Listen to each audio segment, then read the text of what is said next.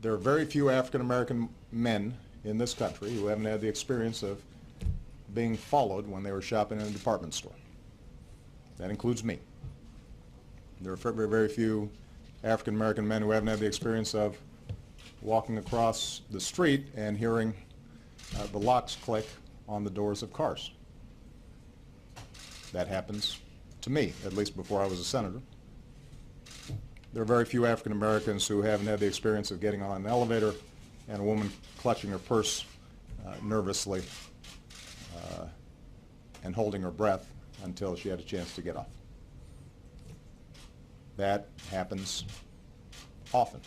All right, folks, that's the President of the United States a couple of hours ago in the White House briefing room. He took to the podium and weighed in on the verdict of the George Zimmerman case, and then gave us his version of a history lesson on race relations, past and present, in the country. Joining us now to talk about what the president had to say and also what he himself has had to say on Piers Morgan in particular is Larry Elder, a best-selling author, radio talk show host. Hey, Larry, how are you? I'm great, Steve. How you doing? Good. Thank you so much. I know you didn't see it because you were inundated, and unfortunately. Oh, no, I saw it. Okay. Absolutely saw it. No. What I was going to say was I tweeted out right after you got off with Pierce. I just said congratulations, what a great job you did.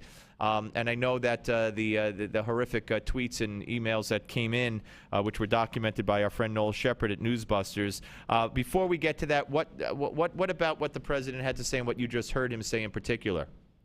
Steve, I would imagine you were raised the same way I was, and our parents told us, don't sweat the small stuff.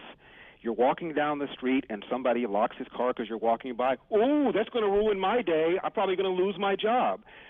Some woman clutches her purse. Oh, my goodness, that's a reflection on me.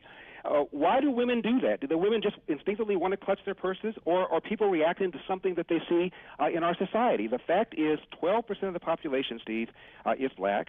Half of that are men. Men are the ones committing the crimes.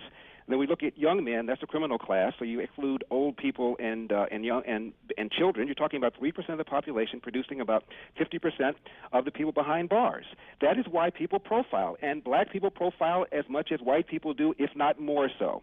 So these kinds of things that Obama talked about are inconveniences, irritations, but they derive from the fact, F-A-C-T, that a small number of black thug is polluting the environment and the image of everybody else.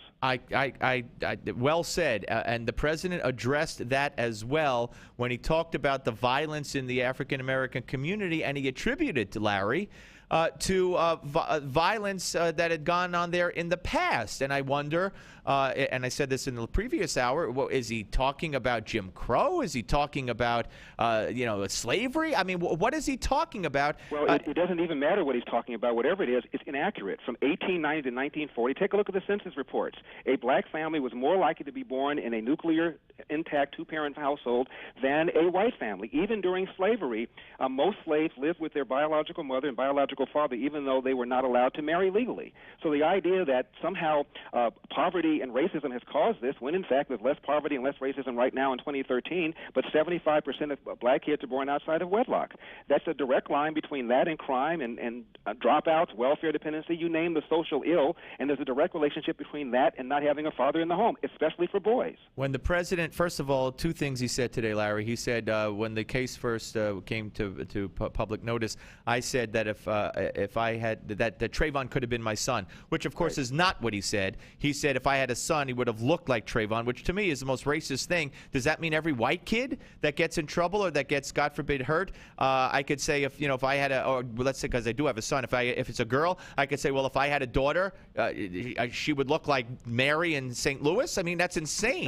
Notice how he didn't say if I had a third daughter, she would look like Rachel Gentile. Well, that's true. We'll get to her in a second. But then today he also said that Trayvon Martin could have been me 35 years ago. What's with the personalization of this? He's trying to let black people know, I feel your pain. And by the way, do I believe that Obama believes that? I think probably not. I remember when he sat down with Steve Croft when he was running as senator for president, And Steve Croft said, Mr. Senator Obama, if you lose this nomination, if you don't get the nomination, remember he's running against Hillary, right. If you don't get the nomination, will it be because of racism? He said, no, it'll be because I did not articulate a view that Americans could embrace. I read in Time magazine, in the days when I was still reading Time magazine, this long analysis of his advisors getting together when he was a senator to strategize as to whether or not he wanted to run for president. And I remember vividly that the Time magazine said race never came up. Nobody mentioned it. Nobody mentioned it because they didn't think it was a significant deal, nor did those 6 jurors in Sanford believe that race had anything to do with this. If the juror who spoke to Anderson Cooper can be believed, nobody even brought it up. And, of course, you know it's an all-white jury, which, of course, is a lie because there's one of unspecified minority. Right. Well, they called it race, half black and half Hispanic. So that she doesn't count because it's still an all-white jury. And yesterday, every show, I was watching your favorite network, CNN, and I was just so outraged because earlier in the day, a Fox station down in Florida and Fox News played the whole interview with a black male alternate juror. And I just played the soundbite in the last hour. I won't waste your time. But he said, I agree with the verdict. But instead of addressing that to any of their guests last night, they make believe it just didn't happen. Well, that's why you have to, create George Zimmerman and turn him into a white Jew if you can. Associated Press the other day still referred to him as white. I've interviewed his brother several times. I said, before this happened, when you guys filled out your census report, what did you put down? He said, we put down Hispanic. Right. So they didn't realize they were white until Trayvon Martin got shot. It's incredible. All right, let's talk about Rachel Jeantel. You said, you were right on to Piers Morgan.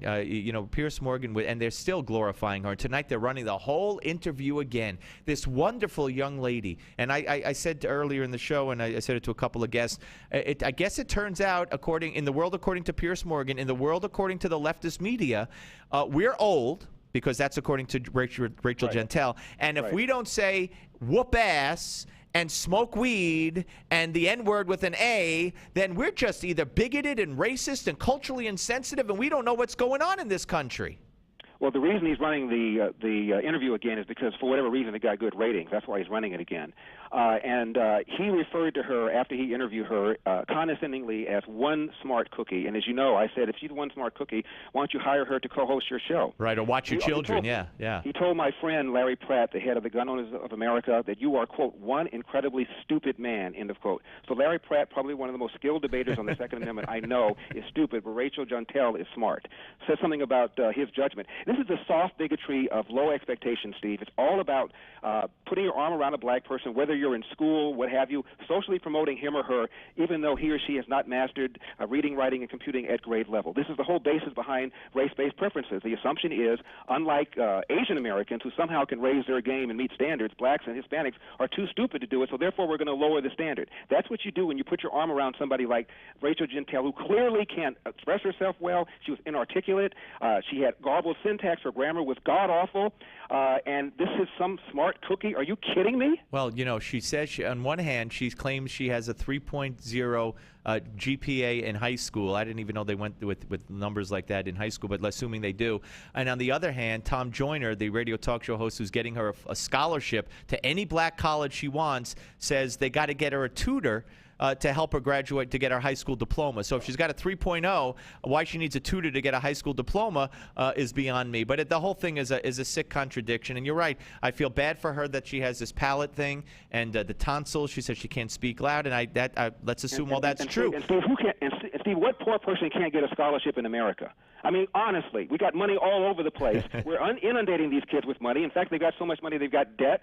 And so Tom Joyner, and I like what he's done in the inner city, comes in like Sir Galahad and gives her a scholarship, as if Rachel Jeantel was applying for a school, whether it's a JC or a state school, she couldn't get in because of money. Really? Right. Honestly? Right. No, that's a good point. Listen, I admire you, Larry, and your perseverance in the face of the racists out there in the media and on the Twitter world and all that kind of stuff. And thank you for taking the time to be with me. My pleasure. All right, take care. Larry Elder, ladies and gentlemen.